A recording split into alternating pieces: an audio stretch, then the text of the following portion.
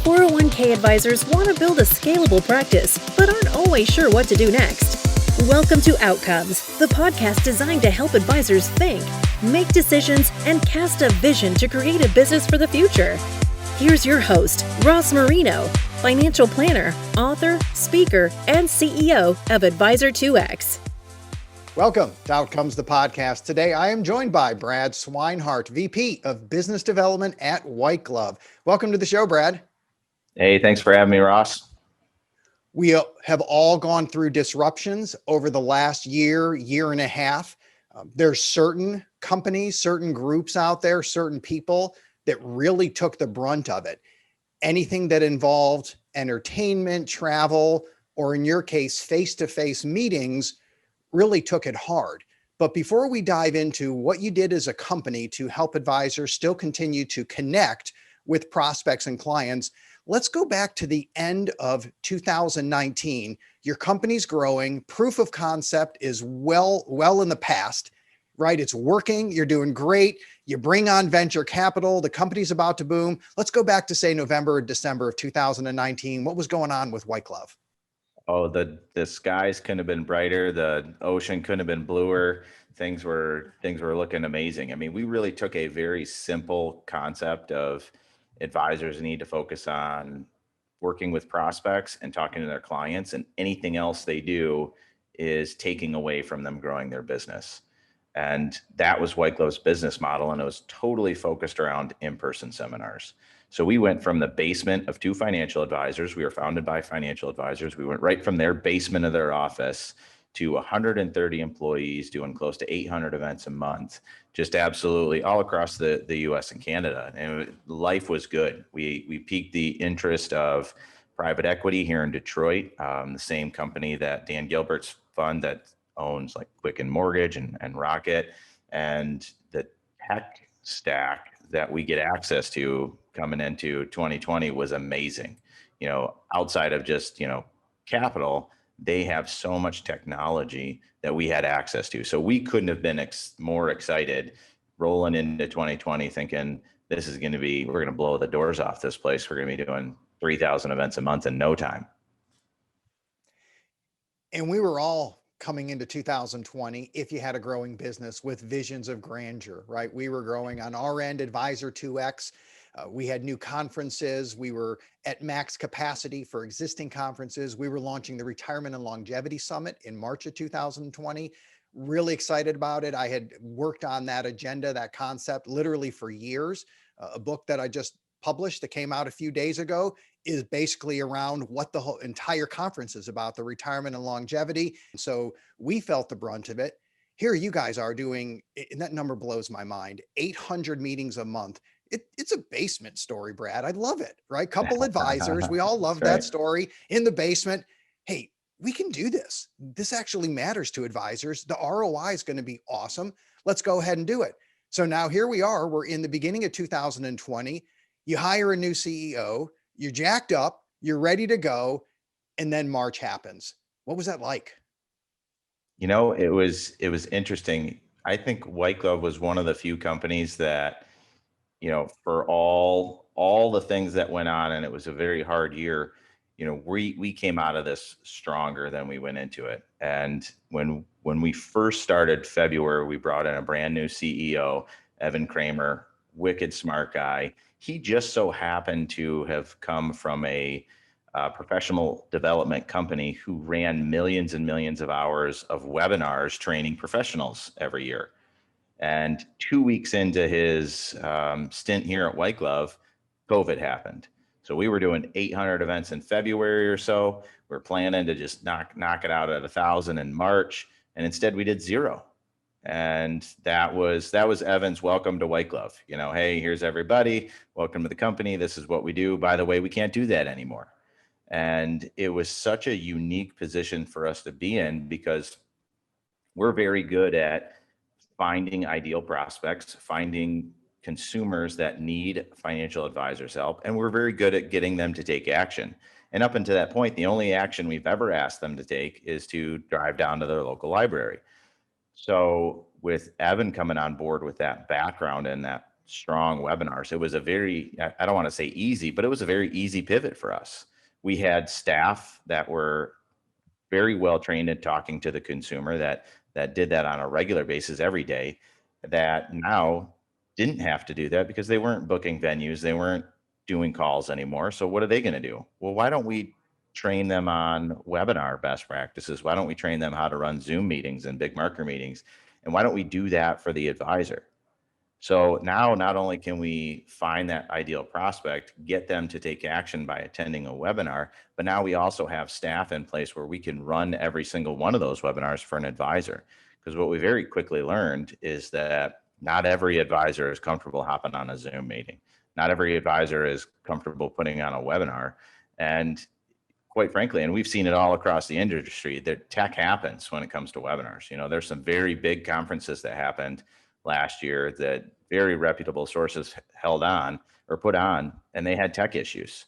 And we knew that we needed to find a way to help advisors avoid that, and we were perfectly staffed for it. So it was kind of this wonderful mix. And on top of that, we had a lot of big goals of things that we wanted to change, things we wanted to improve, you know, integrate some of those new technologies that we had available to us. And quite frankly, in February, we were thinking, how in the heck are we ever going to get to any of this stuff when we are just running full steam, doing 1,000 events? You know, everybody's, you know, just crushing it. How are we ever going to slow down and change something? And, you know, March was scary, I'm not going to lie, but man, did it allow us to come out with a full end-to-end service that we spent a year developing, as opposed to the 5 years it would have taken had we been also doing, you know, 1,000 events a month. It's fortuitous that you had a CEO that came from that world, that's for sure. And when people are humble, they'll often say, well, you know, I got lucky along the way and that's why I'm successful. I'm kind of a believer that it's better to avoid bad luck than actually be lucky. So as long as I work and I'm doing the right things, you know, we'll get there. So, you know, maybe I'm slower than most people out there. So, you know, my success wasn't overnight. You know, I just keep grinding it out. But, you know, bad luck can take you out of the game. And if you didn't have leadership and you didn't have the capabilities when that happened, you know, Whiteglove may have struggled because you still need competence. It's one thing to say, hey, let's go tech, but you still have to have competence. That's a skill. So how cool that all of a sudden you had capacity, you had competence, you were able to pivot.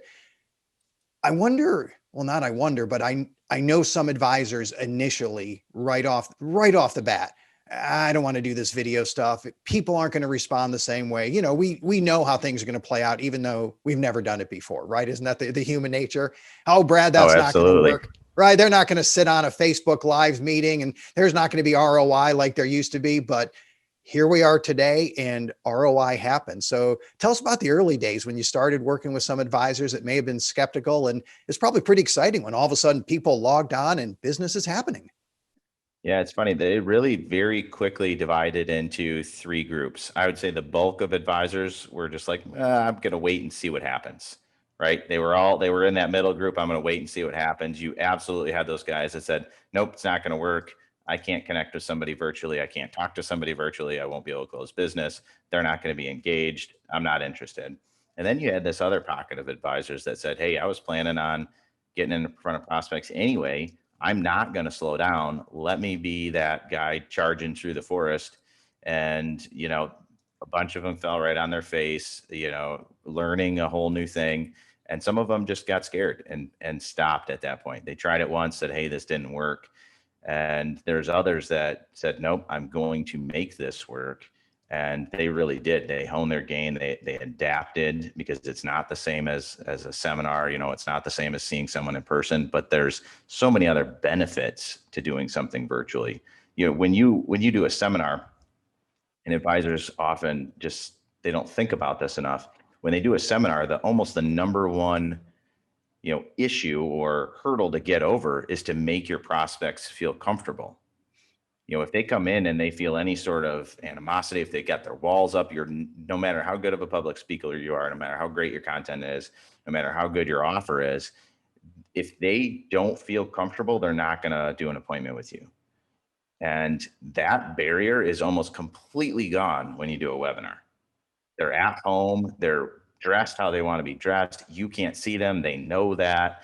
they can be right next to their friends and family or whatever. That comfort level is at an all-time high, and they're choosing to hear that information when it's so easy to go do something else at that time. It's not rude to stand up and walk away from a webinar. It's not rude to get on your phone in the middle of a webinar. But if you can maintain their connection, you just did two things that you'd never be able to do in a seminar. One, you got them when they're at their most comfortable position ever. And two, you got them to opt into a time where they could be doing a bunch of other things, and you maintained that attention and you captured what they wanted to do. So those two things alone are very, very powerful in the webinar world, but it's difficult to achieve. And it's impossible to achieve if you don't adapt compared to what you were doing when you were doing seminars. And it's actually really funny, and I think about this now more than I did when we were initially into it, is that when advisors first started doing seminars, we talked to advisors that have been doing seminars for 30 years, and then they say, well, yeah, webinars don't work. But it's really hard to get them to remember, well, 30 years ago, seminars didn't work either. When you first started doing seminars, let's all be honest here, you were awful at it. No one walked up on stage their very first seminar and crushed it and said, oh my God, this is for me, right? You had to practice, you had to get good at it, you had to know your stuff, you had to, try it a bunch of times until you found exactly what was yourself up there. And that's when they saw success. But advisors that jumped into webinars, they would try it once and say, oh yeah, this doesn't work. But they were not committed to that learning curve. And, at the same time, it was really interesting in the industry to see too. At the same time, it felt like every kid who just graduated and still lives in their mom's basement realized that, hey, advisors will spend money on marketing and they can't do seminars. I bet I could make a ninja lead company that has all these promises and do some Facebook ads and drive people to advisors. And there are so many out there. We saw it was just when there used to be one company, now there's 30. And I think a lot of advisors got burned by some people that didn't quite know what they were doing. They didn't have that experience in the marketing side of it. And I think that turned a lot of advisors off to the whole virtual thing, when they should have really given it a little bit more of a shot. In the 401k world, there were many meetings of one-to-many, and they were face-to-face. They were enrollment meetings, they were education meetings. In the financial planning world, they do dinners, they do public library type meetings, which you guys have done. Those were popular. So if you ask me 18 months ago about doing an online meeting through Facebook or something else, I don't have experience with it. At that point, I don't realize that any client who has grandkids now knows how to use Zoom, right? So they all know how to do it. They all do, yeah. Right? Had a call yesterday where it was this person complaining about the tech, saying, I don't know how to work this stuff, and then literally rattled off the 5 steps he had to do in order to find out if his camera was working with Zoom. And I just started laughing. Like, here's a guy saying, I don't understand this stuff. Well, I went here and I clicked this and I went to the settings and I went over there and I looked at my camera in the drop-down menu. Like, this is awesome. It is a different world now. So my perception of online meetings, video one-to-many from 18 months ago has definitely changed to today. And that's because people receive it differently. So I'm wondering if going forward, because it's almost anonymous to attend a meeting, other than seeing my name and email address, you're really not making much of a commitment. It's as easy as it gets to check somebody out. I'm wondering if the online meetings will actually access more people, higher numbers, and maybe you don't get as many prospects percentage-wise, but the absolute number, if I have 50 people listening to my online meeting instead of 20 sitting in a library, I'm thinking I might come out ahead. Do you think there's going to be a shift where eventually this will actually be even more profitable for advisors? I think, there's going to be that the pendulum's going to swing back the other way for a little bit, but ultimately we're going to find a happy medium. And there's always going to be people now, ideal prospects for an advisor, that do not want to go to an in-person meeting. They just don't. We just told everybody in the nation that you can work from home, you can do everything, you can learn anything you want virtually, you can order anything you want, you never have to leave your house, and you can do it all in the comfort of your pajamas if you want to. And there are absolutely going to be people that still embrace that, even when they're able to go back to libraries, community centers, dinner events. when they have that option of, hey, do you want to get in the car, get dressed, drive down to the library, sit there for an hour, drive back home, or do you want to log on for 45 minutes and watch it here? You're never going to capture your entire audience unless you start offering both. And I totally believe in that pendulum swinging back the other way as people have been cooped up. They've been, at their house, zoomed out. They want to get out into the world, and that may or may not have a good benefit on seminars again, as those start opening up. More people will want to go to those. I know that the desire for financial education right now is almost at the highest it's ever been, with all of the changes, with all of the potential changes. Nobody has any idea what's going on, and they all want education, not information, when it comes to their retirement and all of those ways to get to that destination. But I do think that the advisor that recognizes now that, hey, yes, the stuff we did very successfully in 2019, that is very slowly going to come back, but they don't discard the things that were very efficient that they found worked in 2020. When they marry those together and they have that mix, those are the advisors that are going to see the most success. Because if you're not doing both, you're leaving something on the table. And if you're not comfortable meeting your ideal prospect virtually, then you have to be comfortable with them meeting somebody else virtually, because there absolutely will be that person that will never go see you live. They only want to do it, Zoom interactions, which is really interesting too. And to the ROI and, does this work? I was just on a group call with a bunch of advisors yesterday, and, one of the advisors that's done seminars with Whiteglove for just years, he just said that he got a $7 million client that he's never met. And it's almost bizarre to him, but it was a webinar lead in a different state, and met them completely virtually a bunch of times. And they didn't want to meet. They didn't want to be in person. And now they brought him on as a client. And success stories like that we hear all the time. So advisors just have to realize that, yes, there's going to be both now. It's going to be in person, it's going to be virtual. And the benefits to virtual, outside of what we were talking about earlier, is there's no backyard. There's no I can only market 15 minutes away from my office, because otherwise people won't drive, right? You can have an advisor based in Minnesota doing events in Arizona or Florida or California, and working those leads and prospects virtually and still closing business. And the advisors that can master that not only are going to free up their time and availability, but they're going to see growth with a heck of a lot more flexibility in their life. Yeah, there's going to be opportunities for sure, whether it's in person, whether it's virtual. As I listen to you explain both aspects, I certainly agree that doing both sides or both types of meetings is going to be beneficial. But I'm a mature advisor, so I have a mature practice. 20 years ago, I'm with you completely. Let's do both of them. Once your practice is more mature, you have the option of saying, I'm only going to do what I'm most comfortable doing. And ROI isn't necessarily all driven by financial metrics. So some people may like the stand up and live, and that's all they want to do. That's cool. Maybe they just want to do virtual. That's cool too. I was certainly more convicted 15, 20 years ago on many aspects of this business than I am now. Because if you're running your own business, do it the way you like to do it. As long as you're connecting with people and taking care of them, that's great. I'm all in on the digital side. I think the pitch for digital, for evergreen content, the ability to constantly produce stuff, I think the upside that is absolutely massive.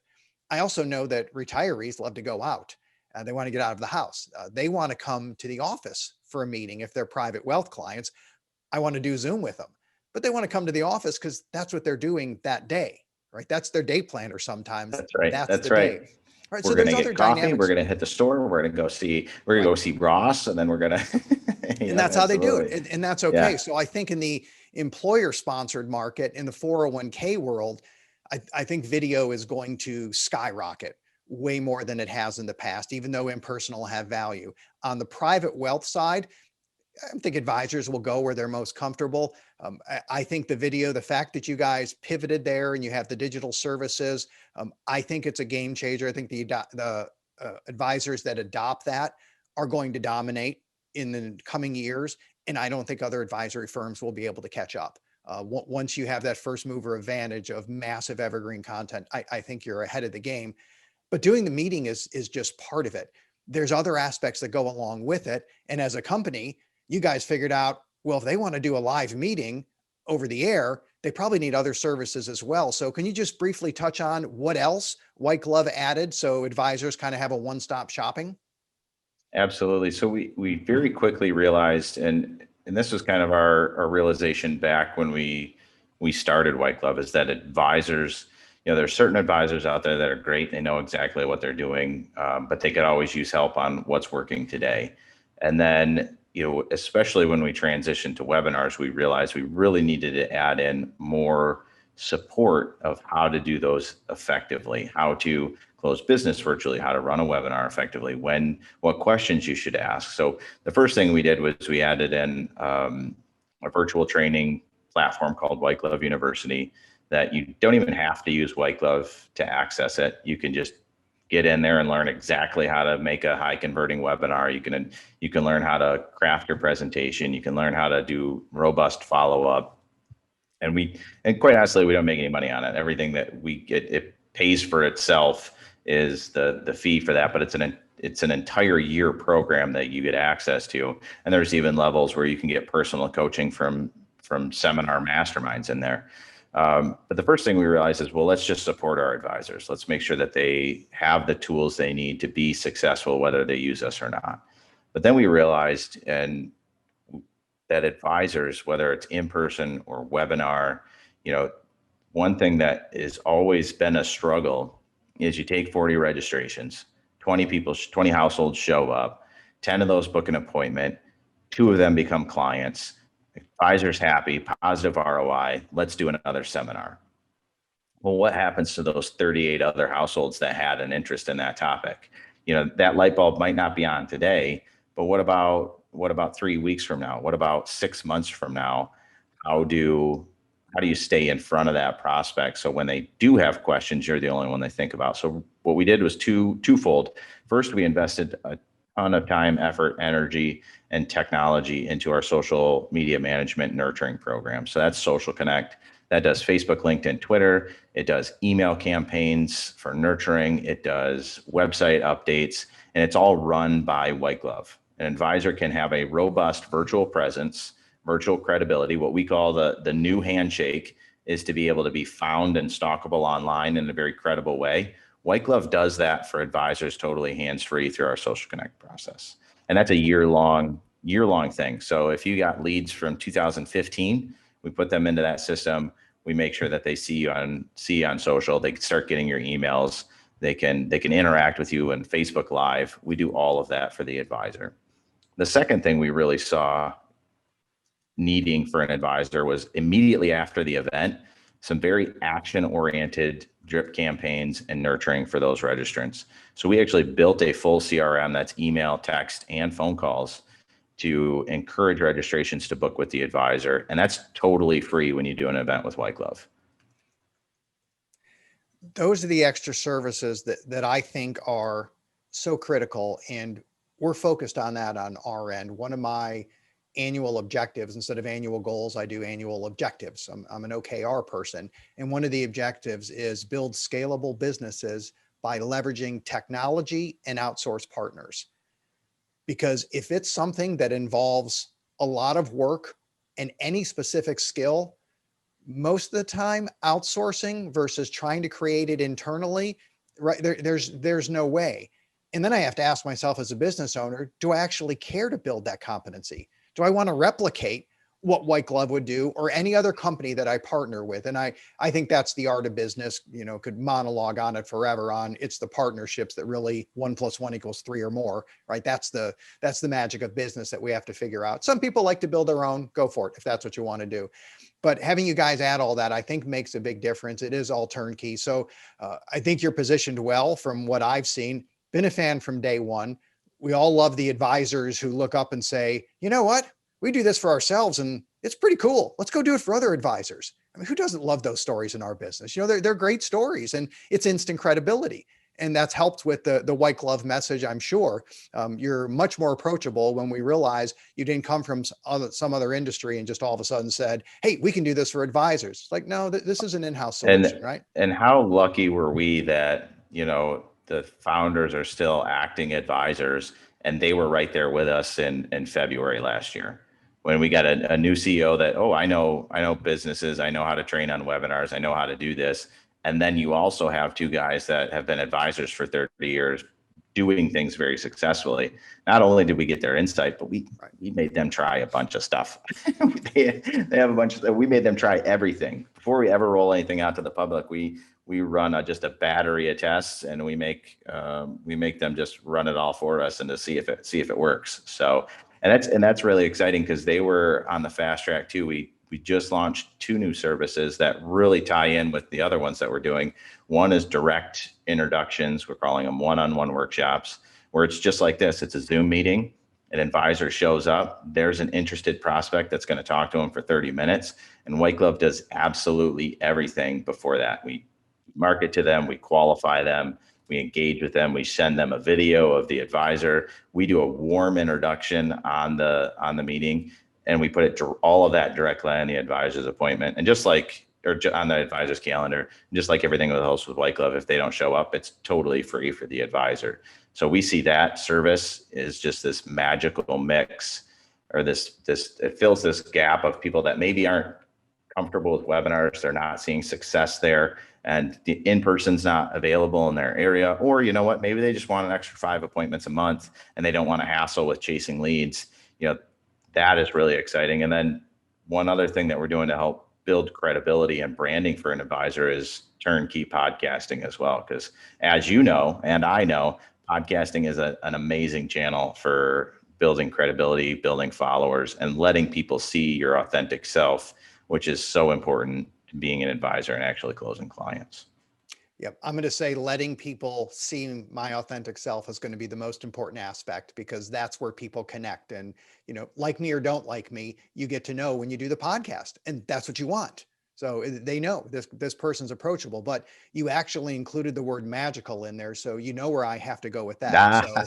So you threw it out there, Brad. We got to do it. Here it is. The final question. It's the magic wand that I snatched from my daughters. If I let you wave it, you could change anything in the world. What would you change? I think if everyone just operated with an abundance mentality, be more giving, say, hey, you know what, there's enough for everybody. Let's help each other out, and really proceed with empathy above all else. I think there's enough information. There's enough issues we could disagree on. But if we just focused on empathy and an abundance mentality, that would make everybody's life better. And it would personally probably make you happier. That's what I would change. Just add in a little bit more of that. Even a dent would make the world just a better place. I agree 100%. Brad Swineheart, thanks so much for being on the show today. Thanks for having me. That was a lot of fun. Thank you for listening to Outcomes. Subscribe now to be notified when new episodes become available. The information covered and posted represents the views and opinions of the guest and does not necessarily represent the views or opinions of Advisor 2X. The content has been made available for informational and educational purposes only. The content is not intended to be a substitute for professional investing advice. Always seek the advice of your financial advisor or other qualified financial service providers with any questions you may have regarding your investment planning. Shaping Change by Ross Marino and Susan Bradley. Well, I've really lived the whole theme of the book. Any advisor will tell you they've seen clients go through this, where they have plans one day, you wake up the next day, and the plan is scrapped because life happened and the plans need to change. Get your copy of Shaping Change by visiting shapingchangebook.com.